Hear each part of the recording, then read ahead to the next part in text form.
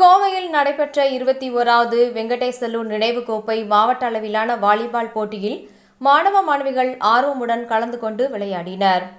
கோவையில் 21வது வெங்கடேசலு நினைவு கோப்பைக்கான மாவட்ட அளவிலான வாலிபால் போட்டி சுகுணா ரிப்பி மெட்ரிக் மேல்நிலைப் பள்ளியில் நடைபெற்றது. மாணவர் மற்றும் மாணவியருக்கான இப்போட்டி 14 வயதுக்கு கீழ் மற்றும் 19 வயதுக்கு கீழ் என இரு பிரிவுகளாக நடைபெற்றது. கடந்த 3 நாட்களாக நடைபெற்ற இதில் கோவை மற்றும் அதன் சுற்றுப்புற பகுதிகளில் உள்ள பள்ளிகளைச் சேர்ந்த 140 அணிகள் கலந்து கொண்டன. நாக் அவுட் மற்றும் லீக் முறைப்படி நடைபெற்றன.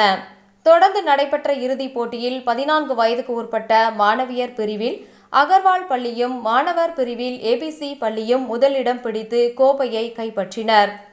இதேபோல 19 வயதுக்கு உட்பட்ட மாணவியர் பிரிவில் ஏபிசி அணியும் மாணவர் பிரிவில் அகர்வால் அணியும் வெற்றி பெற்று கோப்பையை கைப்பற்றினர்.